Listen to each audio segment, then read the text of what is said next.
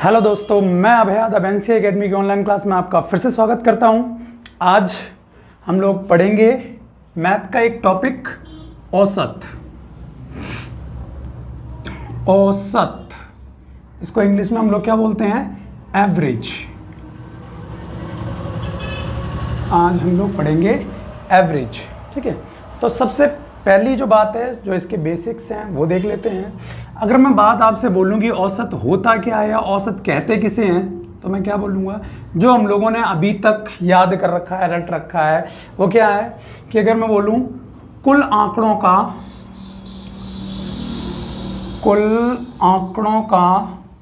योगफल, कुल आंकड़ों का योगफल और बटे कुल आंकड़ों की संख्या, कुल आंकड़ों की संख्या। यानी अगर हम लोग कोई डाटा कलेक्ट करें और उस डाटा को हम लोग जोड़ दें और जोड़ने के बाद जितने भी डाटा हैं उनका हम लोग भाग लगा दें, तो हमें क्या प्राप्त हो जाएगा?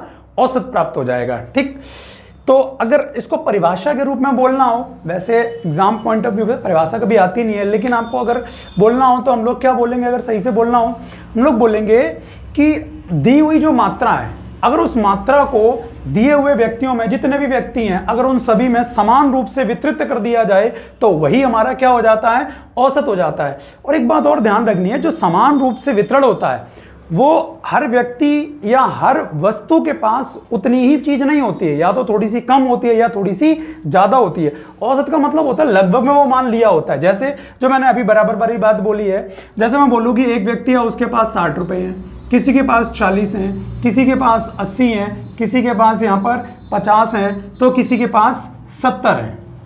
अब मैं आपसे बोलूं कि इन सभी व्यक्तियों के पास औसतन कितने रुपए हैं, तो औसत के लिए अभी हमने देखा है कि मैंने आपको क्या बताया है, जितने भी आंकड़े हैं उन सभी का योगफल लेना है। अगर मैं योगफल करूं तो 6 और 4 कितना? 10 और 8 18, 18 और 5 कितना हो जाएगा? 23 और 7 कितना? 30। यानी देखा जाए तो जो योगफल हो जाएगा वो कितना हो जाएगा?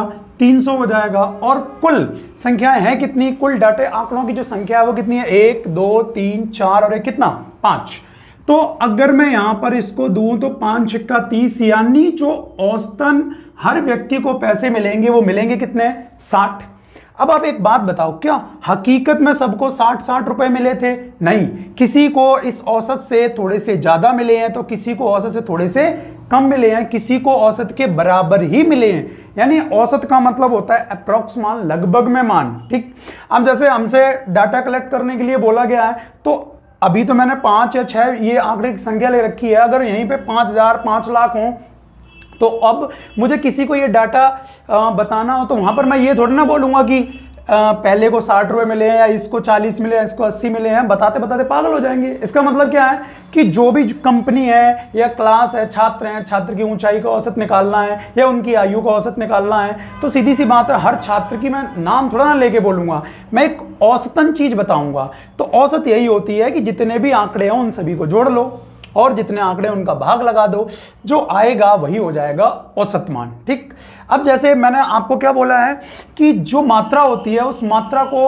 समान रूप से वितरित करना ही औसत कहलाता है। समान रूप से कैसा वितरण है ये देखिए। जैसे मान लो मैं इसी को बिना फॉर्मूले पे आपको करके दिखाऊं, तो आप ये देखिए इनमें सबसे कम कौन है? 40। यानी 40 जो मान है, 40 रुपए हैं, वो तो सभी के पास होंगे। अब आप ये देखिए कि औसत से इसके पास कितने ज्यादा है? 20। इसके पास औसत से कितने ज्यादा है? भाई एक भी नहीं ज्यादा है। इसके पास औसत से कितने ज्यादा है? 40। इसके पास औसत से कितने ज्यादा है? 10। और इसके पास औसत से कितने ज्यादा है? 30। अगर देखा जाए तो कुल कितने रुपए ज्यादा है अभी? 30 10 40 80, 80 और 20 कितना? 100। यानी ये जो 100 रुपए ज्यादा हैं, ये टोटल 1 2 3 4 5 लोगों में अगर बटे, तो अगर देखा जाए एक के हिस्से में कितने आएंगे? 20। 40 तो ऑलरेडी मिल ही चुके थे, 20 और मिल जाएंगे। यानी औसतन सबको रुपए मिलेंगे कितने? 60। तो आप चाहो तो फॉर्मूले का यूज करो, आप चाहो तो ये कॉन्सेप्ट का यूज कर सकते हो। इस प्रकार से आप निकाल सकते हो। ठीक है, जो हमने ये फॉर्मूला अभी हमने पढ़ा है, यहां से क्या होता है कभी कभी हमें योगफल और निकालना पड़ता है। तो योगफल के लिए हम लोग कैसे करेंगे? अगर हमें योगफल निकालना है अगर हमें आंकड़ों का योगफल निकालना है तो हम लोग क्या करेंगे भाई, योगफल निकालना है, यानी इस औसत में हम लोग मल्टीप्लाई कर देंगे किसका, कुल आंकड़ों की संख्या का। अगर मैं आंकड़ों की संख्या से औसत में मल्टीप्लाई कर दूं तो मुझे क्या प्राप्त हो जाएगा, योगफल। यानी क्या मैं समझ आया कि औसत से हम लोग और क्या निकाल सकते हैं, योगफल निकाल सकते हैं। ठीक है, आगे अगर देखा जाए, मैं छोटे छोटे क्वेश्चन आपको पुटअप करूं यहां पर, जैसे आपने थोड़ा सा पढ़ रखा होगा, इसी को थोड़ा सा आगे लेके चलें कि जो हमारी क्रमागत संख्याएं होती हैं, क्रमागत संख्याएं, या मैं यूं बोलूं जो समांतर श्रेणी की जो संख्याएं होती हैं, जो समांतर श्रेणी में संख्याएं होती हैं, मैं उनका आपसे अगर औसत पूछूं तो आप कैसे निकालोगे। तो ध्यान रखना है, इनका जो औसत होता है वो सदैव मध्य वाली संख्या होती है, सदैव मध्य वाली संख्या होती है। इन्हीं से कुछ फॉर्मूले बन के तैयार होंगे, अभी आप देखना।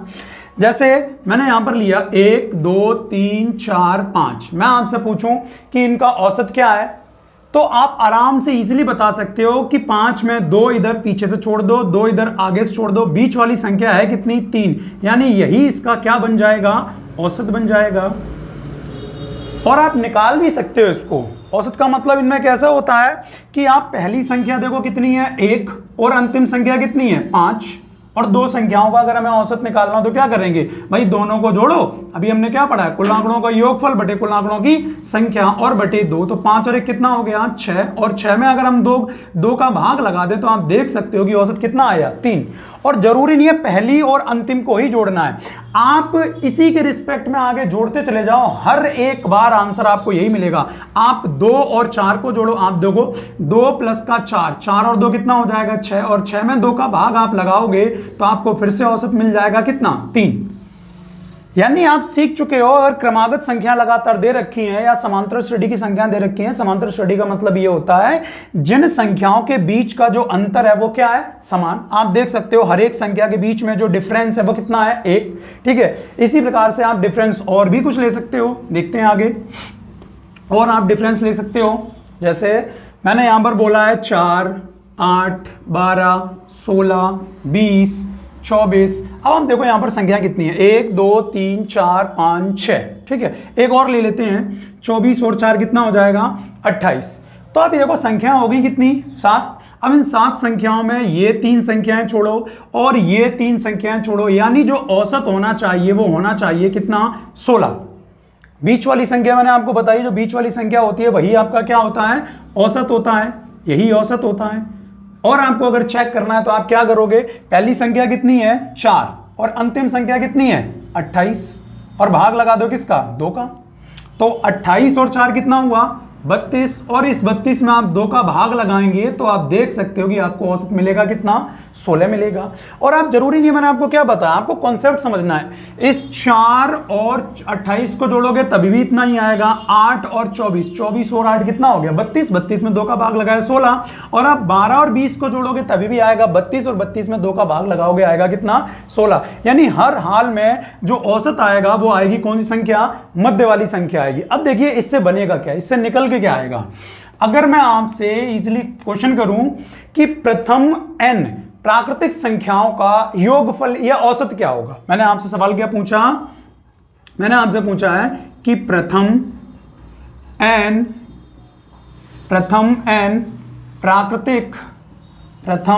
प्राकृतिक संख्याओं का औसत, प्रथम n प्राकृतिक संख्याओं का अगर मैं आपसे औसत पूछ रहा हूं तो आप, अभी मैंने आपको कॉन्सेप्ट समझाया, आप कैसे करोगे। प्रथम n कैसी होंगी, 1 हो गया, 2 हो गया, 3 हो गया, 4 हो गया, 5 हो गया, और डॉट डॉट डॉट कहां तक जाना है आपको, n तक जाना है। तो अभी मैंने आपको बताया कि आप औसत कैसे निकाल सकते हो। औसत आप कैसे निकालोगे क्रमागत संख्याओं का, भाई पहली संख्या कितनी है, 1, अंतिम संख्या कितनी है, n, और इनका योगफल दोनों को जोड़ के भाग लगा दो कितने का, 2 का। यानी ये देखिए, ये जो औसत आ गया वो आ गया n+1/2, यही तो अभी हम लोगों ने किया था। तो प्रथम n प्राकृतिक संख्याओं के औसत का फॉर्मूला आपको रटने की आवश्यकता नहीं है, आपको कॉन्सेप्चुअली समझना है कि फॉर्मूला होता क्या है। अगर यहीं पर मैं प्रथम n प्राकृतिक संख्याओं का योगफल आपसे पूछ लूं, अगर मैं आपसे योगफल पूछ लूं तो देखिए अभी मैंने यहां पर लिखा था कि योगफल मैं कैसे निकाल सकता हूं। अगर योगफल निकालना है तो औसत में मैं मल्टीप्लाई कर दूंगा आंकड़ों की संख्या का। तो औसत है कितना, औसत है n+1/2 और मैं इसमें अगर मल्टीप्लाई कर दूं किसका, आंकड़ों की संख्या का, और आंकड़े हैं कुल मिला के कितने n, इसका मतलब योगफल कितना आ गया n+1/2 इंटू n। मतलब योगफल जो आता है वो औसत से आता है, ना कि औसत आता है किससे, योगफल से। आप आराम से समझ गए होंगे। मैं प्रैक्टिकली आपको चेक भी करके दिखा सकता हूं। जैसे एक छोटी सी एग्जांपल ले लेते हैं, एक छोटा सा एग्जांपल लेते हैं। मैंने बोला 1 2 3 4 5, इन 5 संख्याओं का औसत ज्ञात करें या योगफल ज्ञात करें, दोनों ही चीज चेक कर लेते हैं। आप देखेंगे यहां पर 5 4 9 3 12 2 14 और 1 15, यानी योगफल आना चाहिए कितना, 15। और अगर मैं बात करूं कि औसत की, औसत कितना आना चाहिए, तो आप देखो मैंने आपको क्या बताया, पहली प्लस अंतिम 1 + 5 और बटे कितना 2, तो 5 और 1 कितना हुआ 6, 6 में 2 का भाग लगाओ कितना आएगा, ये आना चाहिए 3। जरा इन्हें चेक करो। औसत n हमारे कितना है, यहां पर संख्या कितनी है 5, तो 5 और 1 कितना होगा 6, और 6 में 2 का भाग लगाओगे औसत कितना आएगा 3। और अगर योगफल निकालना है तो संख्या कितनी है 5, 5 और 1 कितना 6, इस 6 में आप 2 से भाग लगाओ कितना आएगा, 6 में 2 से भाग लगाओ कितना आएगा 3, और संख्याएं हैं कितनी 5, तो 5 दिया कितना हो जाएगा 15। तो आप इजीली चेक कर सकते हो जो फॉर्मूले आपने बनाए हैं वो सही हैं या गलत हैं। इसी के रिस्पेक्ट में एक फॉर्मूला आपका और बन जाता है। देखिए अगर मैं यहां पर आपसे यह पूछ लूं कि, मैं आपसे पूछूं कि प्रथम, जो आप अभी तक रटते आए हो वो आपका अभी यहां पर क्लियर हो जाएगा। मैं आपसे बोलूं कि प्रथम सम संख्याओं का औसत क्या होगा, प्रथम n सम संख्याओं का औसत, सम संख्याओं का, प्रथम n सम संख्याओं का औसत। देखिए आपको कुछ भी रटना नहीं है, जो मैंने अभी आपको कॉन्सेप्ट समझाया बिल्कुल उसी से करना है, आपका आराम से हो जाएगा।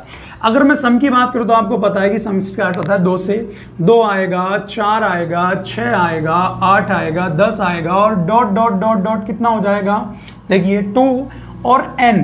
कैसे पता लगाएं कि अंतिम जो पद होगा वो 2n हो जाएगा। आप यहां पर देखिए 2, तो ये कितना है 2 1 कम 2, 4 कैसे आया 2 दूनी 4, 6 कैसे आया 2 तिया 6, अगर मैं बोलूं 8 कैसे आएगा तो आप बोलोगे 2 चौके 8। इसका मतलब देखो 2 का मल्टीप्लाई तो है ही, और लास्ट में ये क्या है, ये n है, n के मान लगातार बढ़ते चले जाएंगे, तो मैंने यहां पर लिख दिया 2n। तो आप ऐसे पता लगा सकते हो कि अंतिम जो अंक आने वाला है वो कौन सा आने वाला है। अब मैं अगर आपसे यहां पर पूछूं कि प्रथम n सम संख्याओं का औसत क्या होगा, तो औसत के लिए अभी मैंने आपको कॉन्सेप्ट बताया कैसे निकालते हैं। पहली संख्या कितनी है 2, और अंतिम संख्या कितनी है, ये है 2n, और प्लस इन दोनों को भाग लगा के, ठीक है 2 का भाग लगा दो, तो आप देखोगे ऊपर से कॉमन आ जाएगा 2, 2 से 2 कट जाएगा, यानी यहां बचेगा कितना n, और यहां बचेगा कितना 1। यानी जो आपकी प्रथम n सम संख्याओं का औसत होगा वो होगा n+1। अब आपको मैं जितने मर्जी प्रश्न बोलूं, मैं बोलूं कि प्रथम 50 सम संख्याओं का औसत ज्ञात करो, तो आप क्या बोलोगे, भाई जितनी भी आपने बोली हैं उसमें जोड़ देना है कितना 1। मैंने अगर बोला कि प्रथम 50 सम संख्याओं का औसत, तो आप बोलोगे 50 और 1 कितना 51। मैं बोलूं प्रथम 20 सम संख्याओं का औसत कितना होगा, तो आप बोल दोगे तुरंत कि 20 और 1 कितना 21। मतलब आपको कुछ करने की जरूरत ही नहीं है, आपके सामने सब कुछ रखा हुआ है। मैं बोलूं प्रथम 100 सम संख्याओं का औसत कितना होगा, तो आप बोलोगे 100 और 1 कितना हो जाएगा 101 हो जाएगा।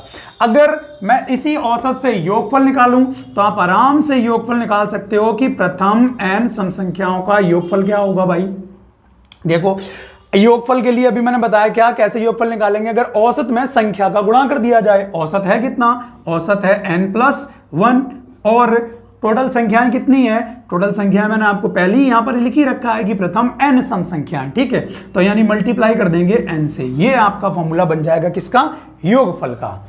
और इसी के आगे हम लोग यहां पर क्या लिख सकते हैं, एक चीज और पूछी जाती है ऐसे ही कि प्रथम n सम की जगह अब क्या आ जाएगा, विषम। प्रथम n विषम संख्याओं का औसत क्या होगा, तो सीधी सी बात है, आपको पता है कि पहली विषम संख्या कितनी होती है 1, उसके बाद 3, उसके बाद 5, उसके बाद 7, और इसी प्रकार चलते चले जाओगे। अब आप कैसे पता लगाओगे कि जो अंतिम अंक होगा, nवां अंक होगा, वो कौन सा होगा। तो आप यहां पर देखिए ये 1 कैसे मिला है, यानी 2 एकम 2 और इस 2 में से 1 माइनस किया तो हमें मिला कितना 1। अगर मैं 3 निकालूं तो कैसे निकालूंगा, मैं बोलूंगा 2 दूनी 4, ठीक है, और इस 4 में से 1 माइनस कर दूंगा, कितना आ जाएगा 3। इसी प्रकार मैं बोलूं 5 कैसे आया, तो मैं बोलूंगा 2 3 6 और इस 6 में से 1 माइनस कर दूं, कितना 5। और इसी प्रकार ये लगातार चीजें चलती रहेंगी, आप समझ गए होगे। यानी क्या आएगा, आप ये देखिए 2 का मल्टीपल तो सभी में हुआ है, ये आ जाएगा 2। उसके बाद ये 1 2 3 यानी चेंज हो रहा है, यानी ये क्या हो जाएगा n। और उसके बाद इसमें से हम लोग घटा कितना रहे हैं 1, यानी आपका जो अंतिम अंक हो जाएगा वो हो जाएगा 2n-1। रटना नहीं है, आपको समझना है ये कैसे आया है, ठीक है। अब देखिए मैंने आपसे औसत पूछा है, तो औसत के लिए मैं क्या करूंगा, जो इतनी देर से बता रहा हूं वही हम लोग करेंगे फिर से। औसत के लिए क्या होता है, पहली संख्या कितनी है 1 और प्लस का अंतिम संख्या कितनी है 2n-1 और अपॉन कितना आ जाएगा 2। तो आप यहां पर देखेंगे +1 -1 कैंसिल, इस 2 से 2 कैंसिल, इसका मतलब आएगा कितना n। तो आप सिंपली समझ गए होंगे, अगर मैं बोलूं कि प्रथम 20 विषम संख्याओं का औसत कितना है, तो सीधी सी बात है जितनी संख्याएं हैं उतना ही औसत है। मैंने बोला प्रथम 20 विषम संख्याओं का औसत, तो आप बोलोगे कितना 20। मैं बोलूंगा प्रथम 50, तो आप बोलोगे 50। प्रथम 60 तो 60। मतलब कोई टेंशन ही नहीं लेनी है, ये जितनी संख्याएं होंगी, ठीक है, उतना ही आपका विषम संख्याओं का औसत हो जाएगा। अगर मैं बोलूं इनका योगफल कितना होगा, भाई योगफल कितना होगा, ये तो सिखा चुका हूं ना, योगफल कितनी बार बता चुका हूं। योगफल निकालने के लिए आप क्या करोगे, इस औसत में आपका मल्टीप्लाई हो जाएगा कुल आंकड़ों की संख्या से। तो औसत कितना है n और संख्याएं भी कितनी है n, और n का मल्टीप्लाई होगा तो क्या बन जाएगा n²। यानी अगर विषम संख्याओं का योगफल चाहिए तो आपका फॉर्मूला बनेगा n²। चेक करके देख लीजिए आप, जैसे मैं बोलूं 1 3 5, ठीक है, इनका योगफल बताइए तो कितना होगा, 5 3 8 और 1 कितना 9। संख्याएं हैं कितनी 3, और इन 3 का वर्ग करोगे 3 3 कितना आएगा 9। आप देखिए 1 3 5 7, अब की बार ऐड कीजिए तो यहां पर 5 3 8 9 और 7 कितना हुआ 16। इसका मतलब संख्याएं हैं कितनी 4, और 4 का आप वर्ग करेंगे तो कितना आएगा 16 आएगा। तो इतना आपको क्लियर हो गया होगा। अब हम लोग थोड़ा ठीक ठाक क्वेश्चन पे चलते हैं, अपने टाइप स्टार्ट करते हैं, ठीक है। अब हम लोग क्वेश्चंस को करते हैं, ठीक है। टाइप फर्स्ट छोटे छोटे कुछ क्वेश्चन को करेंगे, धीरे धीरे हम लोग आगे बढ़ेंगे, ठीक है। जैसे पहला क्वेश्चन दे रखा है आपको, पहला क्वेश्चन दिया है कि 20 व्यक्तियों की औसत आयु 25 वर्ष है। पहला क्वेश्चन आपको दिया हुआ है कि 20 व्यक्ति जो हैं उनकी जो औसत आयु है वो दे रखी है 25 वर्ष। आगे दिया हुआ है आपको 20 वर्ष औसत आयु के 5 व्यक्ति उनके साथ शामिल हो जाएं। 5 व्यक्ति और आ गए हैं और इन 5 व्यक्तियों की जो औसत आयु है वो है 20 वर्ष। तो हमें बताना है तो सबकी औसत आयु कितनी होगी, यानी जो अभी मैंने आपको बिना फॉर्मूले के बताया था उसी का हम लोग प्रयोग करेंगे। हम देखेंगे कि इन दोनों में छोटा कौन है, इन दोनों में छोटा जो है वो है 20।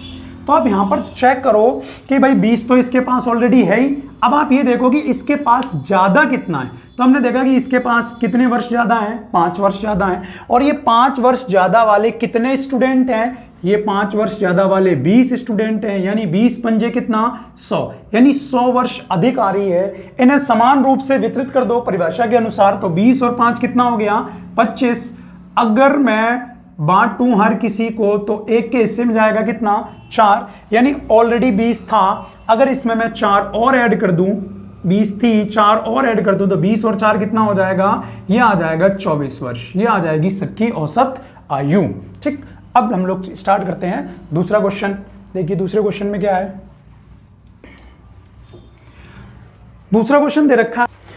अगला क्वेश्चन देखिए, 10 छात्रों के औसत प्राप्तांक 45 हैं। 10 छात्र हैं, इन 10 छात्रों के जो औसत प्राप्तांक हैं वो 45 हैं, और जो 15 छात्र हैं इनके जो औसत प्राप्तांक हैं वो 40 हैं, ये 40 हैं। अब लिख रखा है कि सभी छात्रों के औसत प्राप्तांक कितने होंगे। तो सीधी सी बात है, इनके पास अगर 45 हैं तो 40 तो ऑलरेडी हैं ही, यानी कितने ज्यादा हैं, ये ज्यादा हैं 5। ये कितने छात्रों में ज्यादा हैं, 10 छात्रों में, यानी 10 पंजे कितना हुआ 50 ज्यादा है, यानी कितने छात्रों में वितरित करने हैं 15 और 10 कितना हो गया 25, और इसके हिसाब से आप वितरण करोगे तो एक के हिस्से में कितना जाएगा 2, यानी ऑलरेडी था कितना औसत 40। इस 40 में अगर मैं 2 जोड़ दूं तो अब जो नया औसत आएगा वो कितना हो जाएगा 42 हो जाएगा सभी छात्रों का। ठीक, अब अगर चाहो आप लोग ठीक इसका स्क्रीनशॉट ले सकते हो, फिर हम लोग अगले क्वेश्चन की ओर बढ़ते हैं। अगर आपने स्क्रीनशॉट ले लिया हो बढ़े अगले क्वेश्चन की तरफ। अगला क्वेश्चन देखिए, अगला क्वेश्चन है कि 12 यात्रियों का औसत भार 60 किलोग्राम है। जो ये 12 यात्री हैं इनका जो औसत भार है ये है 60 किलोग्राम। 12 यात्रियों का औसत भार कितना है 60 किलोग्राम, जबकि शेष 18 यात्रियों का और हैं 18 यात्री, और इन 18 यात्रियों का जो औसत भार है वो आपको दे रखा है 55 किलोग्राम। बहुत आसान क्वेश्चन है। तो सीधी सी बात है, आपसे क्या पूछा जाएगा, आपसे बोला जाएगा इन सभी का मिलाकर औसत कितना होगा। तो मैंने आपको क्या बताया, आप ही देखिए कि ये जो 55 किलोग्राम है ऑलरेडी ये 55 तो है ही, ये थोड़ा सा ज्यादा और है। कितना ज्यादा है, ये 5 किलोग्राम ज्यादा है। और ये 5 किलोग्राम जो ज्यादा है ये कितने व्यक्तियों में ज्यादा है, 12 व्यक्तियों में। इसका मतलब 12 पंजे कितना हो गया 60 ज्यादा है। इस 60 किलोग्राम को हमें कितने छात्रों में बांटना है 12 और 18, और 12 और 18 कितना हो जाएगा 30, यानी 30 दूनी कितना 60, यानी 55 किलोग्राम तो ऑलरेडी था ही इनका, 2 किलोग्राम और मिल जाएगा, यानी सभी छात्रों का जो औसत भार है वो कितना हो जाएगा, वो हो जाएगा 57 किलोग्राम। अब आप चाहें तो इसको एक बार नोट कर सकते हैं या स्क्रीनशॉट ले सकते हैं। अब हम लोग बढ़ते हैं अपने अगले प्रश्न की ओर। देखिए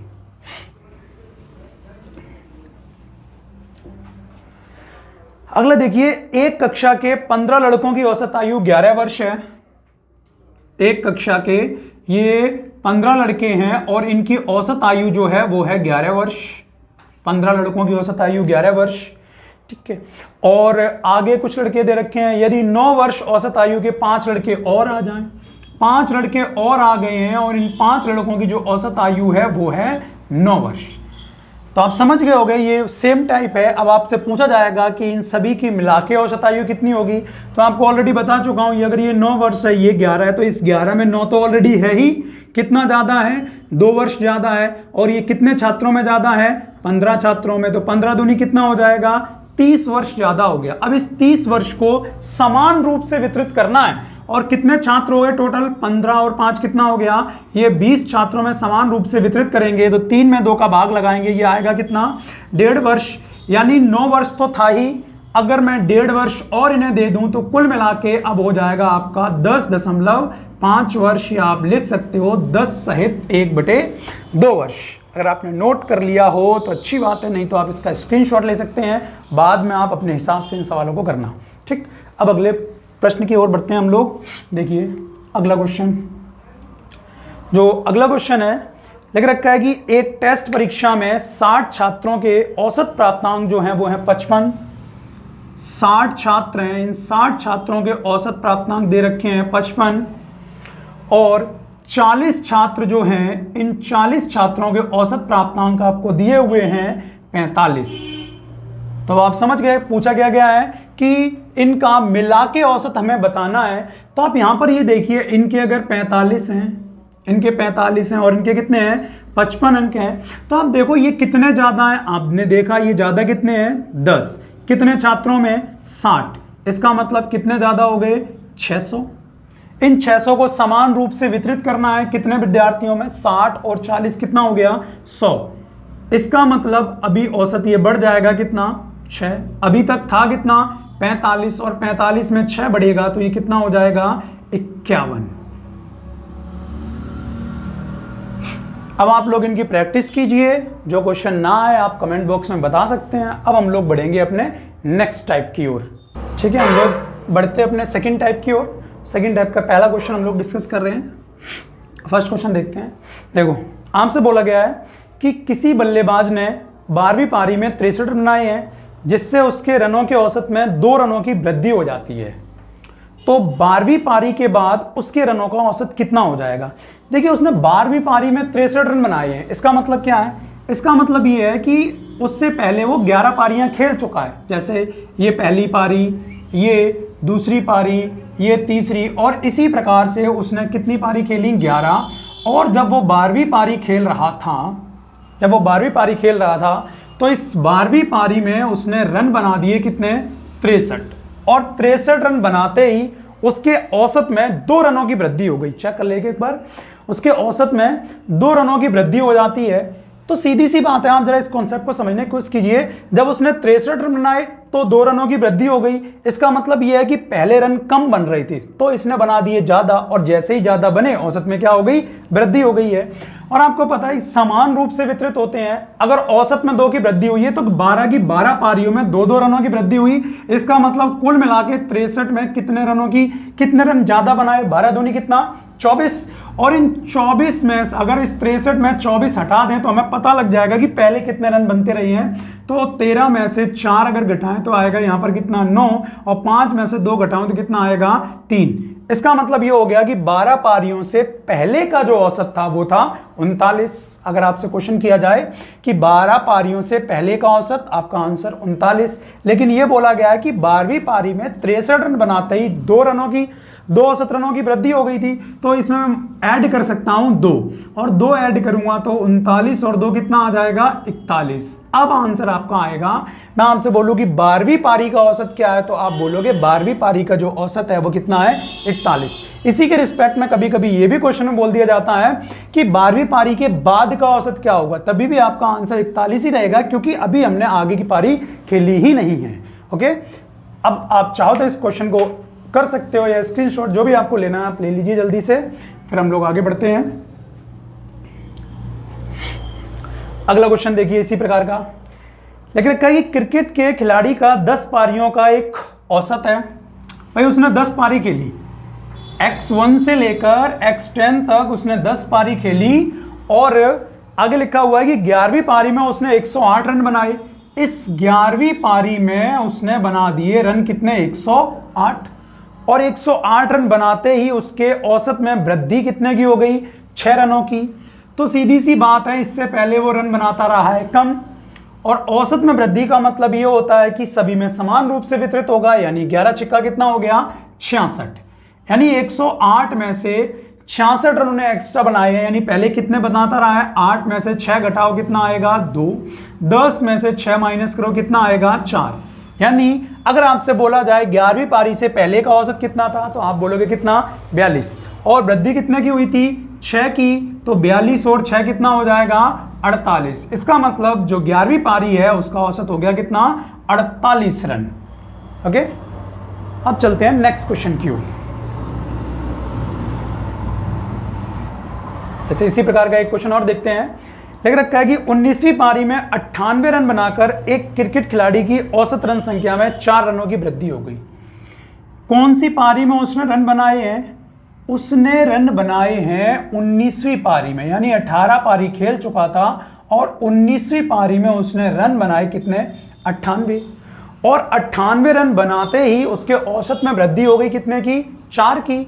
इसका मतलब सभी में समान रूप से वृद्धि हुई होगी। 19 चौके कितना? 76। अगर 76 की वृद्धि हो गई है, 98 में 76 रन उसने ज्यादा बनाए हैं, यानी पहले वो कितने बनाता रहा है? 8 में से 6 घटाओ कितना? 2। और 9 में से 7 घटाओगे 2। यानी 19वीं पारी से पहले का जो औसत था वो था कितना? 22। अब वृद्धि कितने की हुई थी? 4 की। तो अब जो औसत हो गया 22 और 4 कितना हो जाएगा? 26 हो जाएगा। होप आप इन सवालों को अच्छे से समझ गए होंगे। एक सवाल मैं और करवाता हूं, फिर हम लोग बढ़ेंगे अगले टाइप की ओर, नेक्स्ट टाइप की ओर। ओके, देखिए आगे लिख रखा है कि एक बल्लेबाज की 11 पारियों की रनों का एक निश्चित औसत है, और 12वीं पारी में उसने 129 रन बनाए हैं। सेम क्वेश्चन, X1 से लेकर X11 तक पारियां खेली, और जैसे ही उसने X12 मतलब 12वीं पारी खेली, इसमें रन जो बना दिए वो बना दिए 129, 129 रन बनाए हैं। और 129 रन बनाते ही उसके औसत में 9 रन की वृद्धि हो गई है। इसका मतलब क्या हो गया? 12 पारियों में 9 रनों की वृद्धि होगी, तो 12 निम्मा कितना हो जाएगा? ये 12 निम्मा हो जाएगा 108। 12 निम्मा 108। अब 129 में से अगर मैं 108 घटा दूं तो आप देख सकते हैं कि 9 में से मैं 8 घटाऊंगा तो 1 आएगा, और 12 में से मैं 10 घटा दूं तो कितना आ जाएगा? 2। यानी 12 पारियों से पहले का जो औसत था वो 21 और इसमें वृद्धि हुई थी कितने की 9 की, यानी जो अब औसत है 12वीं पारी का वो कितना हो जाएगा 30। ओके, अब आप समझ गए होंगे। अब हम लोग बढ़ेंगे अपने नेक्स्ट टाइप की ओर। ठीक है, अब हम लोग बढ़ते हैं अपने नेक्स्ट टाइप की ओर। पहला क्वेश्चन देखते हैं। देख रखा है कि 9 संख्याओं का औसत 30 है। ये 9 संख्याएं हैं, ठीक है, और इन 9 संख्याओं का हमें औसत दिया गया है और ये 9 संख्याओं का औसत हमें दे रखा है कितना 30। फिर लिखा हुआ है कि प्रथम 5 संख्याओं का औसत 25 है। पहली जो 5 संख्याएं हैं इनका जो औसत दिया गया है क्वेश्चन में वो दिया गया है 25 और अंतिम 3 का औसत 35 है और अंतिम 3 का जो औसत दिया गया है क्वेश्चन में वो दे रखा है कितना 35। तो आपको बताना है छठी संख्या क्या होगी। आपको बतानी है जो छठवीं संख्या है उसका मान क्या होगा। तो आप देख सकते हैं टोटल संख्याएं हैं कितनी यहाँ 9 और अगर इन्हें जोड़ें तो 5 और 3 कितनी 8। तो 9 में से 8 माइनस करेंगे बच्चे 1 और वही 1 जो संख्या होगी वो छठवीं संख्या होगी।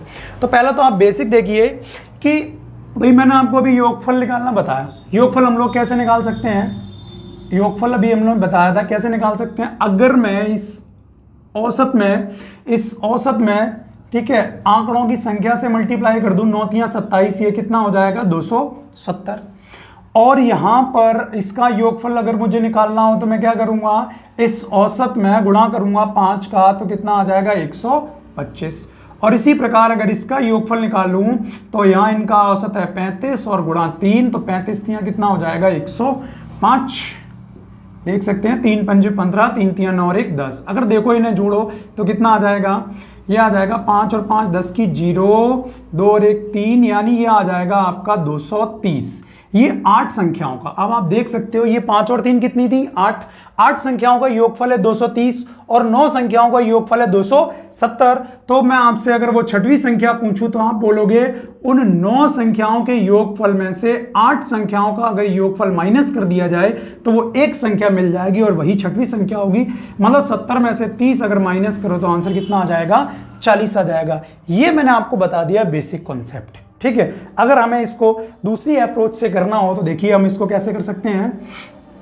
हम इसको इस तरीके से कर सकते हैं कि आप देखिए टोटल औसत कितना दिया गया था, जो टोटल औसत था 9 संख्याओं का वो कितना दिया हुआ है, वो आपको दे रखा है 30 और पहले की जो 5 संख्याएं हैं उनका औसत कितना दिया हुआ है 25 और अंतिम जो 3 संख्याएं हैं उनका जो औसत दिया गया है वो कितना 35। तो आप ये देखो जो टोटल औसत है 9 संख्याओं का, ठीक है, ये इससे कितना कम है। तो हमने देखा ये कम है कितना 5, कितनी संख्याओं में 5 में, यानी कुल मिला के कमी कितने की हुई 25 की। आप यहां पर देखिए ये 30 से कितना ज्यादा है, ये 5 ज्यादा है, कितनी संख्याओं में 3, यानी 5 × 3 कितना हो जाएगा 15। तो हमें जौन सी संख्या निकालनी होती है सिंपली, इसमें कैलकुलेशन बहुत कम हो जाएगी आपकी। जो संख्या निकालनी होगी आप क्या करोगे, जो भी टोटल औसत दिया होगा उस औसत में से आप घटा दोगे इन संख्याओं के योगफल को, यानी -25 और प्लस का 15। तो आप देखेंगे ये रहा 30 माइनस 25 में से अगर मैं 15 घटा दूं तो आएगा कितना 10, लेकिन चिन्ह किसका आएगा माइनस का, तो माइनस और माइनस क्या हो जाएगा प्लस, यानी 30 और 10 कितना 40। तो वो जो छठवीं संख्या आएगी वो आएगी आपकी कितनी 40 आ जाएगी। अच्छा मैंने इसको टोटल औसत में से घटाया क्यों है, क्योंकि यहाँ जो टोटल संख्याएं ये थी 9 संख्याओं का औसत 30 था और यहाँ 5 और 3 कितनी है 8 है। तो 9 में से 8 को घटाओगे तभी वो संख्या आपको प्राप्त होगी, इसीलिए मैंने टोटल औसत में से घटाया है। बाकी का और भी होगा जहां हम लोग जोड़ेंगे करेंगे आगे, तो हम लोग उसको करेंगे। अब हम लोग अगले सवाल पे चलते हैं, ठीक है। देखिए जैसे अगला सवाल लिख रखा है कि 30 संख्याओं का औसत 15 है। सेकंड क्वेश्चन है जो 30 संख्याएं हैं उनका जो औसत है वो है 15। ये टोटल औसत दे रखा है आपको 15 और लिखा हुआ है कि 18 संख्याओं का जो औसत है वो 10 है। 18 संख्याओं का जो औसत है वो है 10 और 11 जो संख्याएं हैं उनका औसत दिया गया है 20। 11 संख्याओं का जो औसत है वो दे रखा है 20। तो आप ये कंपैरिजन कीजिए, तुलना कीजिए कि औसत से ये कितना कम है। ये कम है 5, कितनी संख्याओं में कम है 18, तो 18 पंजे कितना हो जाएगा 90 कम। यहां देखिए ये कितना ज्यादा है 5 ज्यादा है, कितनी संख्याओं में 11, यानी 11 पंजे कितना हो जाएगा, ये हो जाएगा 55। तो मैंने अभी आपको बताया कि वो संख्या अगर आपको निकालनी है तो सीधा जो टोटल औसत होता है उसमें से आपको घटा देना है इनके योगफल को। तो ये है -90 और प्लस का 55, तो आप ये देखेंगे ये रहा 15 माइनस 90 में से आप अगर 55 को माइनस करोगे आएगा कितना 35, घटा लिए। 10 में से 5 माइनस करेंगे 5, और ये आपका 8 में से 5 माइनस करेंगे 3, लेकिन चिन्ह किसका आएगा, माइनस का आएगा, और ये माइनस माइनस हो जाएगा क्या, प्लस। तो आप देख सकते हैं कि इनको ऐड करेंगे तो कुल मिला के 35 और 15 कितना हो जाएगा 50, 5 और 5 0, 3 4 और 1 कितना 5, 50 हो गया। इसी प्रकार का एक सवाल हम लोग और देखते हैं ताकि आपका अच्छे से क्लियर हो जाए, उसके बाद हम लोग बढ़ेंगे आगे। ओके, देखिए अगला सवाल। अगले सवाल में लिख रखा है कि किसी कक्षा के 15 विद्यार्थियों की औसत आयु 15 वर्ष है। 15 विद्यार्थियों की औसत जो आयु है वो कितनी 15 है, टोटल 15 स्टूडेंट हैं, औसत भी 15 है। और आपको बोला गया है जो 5 स्टूडेंट हैं उनकी जो औसत आयु है वो है 14, और 9 स्टूडेंट हैं उनकी जो आयु है औसत आयु है वो है 11, वो है 11। ओके, अब आप कंपैरिजन कीजिए औसत से। 15 से ये कम कितना है, 1 कम है, कितनी संख्याओं में 5, तो 5 से कम कितना हो गया 5। आप ये देखिए ये कितना कम है 15 से, तो आप बोलेंगे ये 4 कम है, कितनी संख्याओं में, तो 9, तो ये 9 चौके कितना हो जाएगा 36।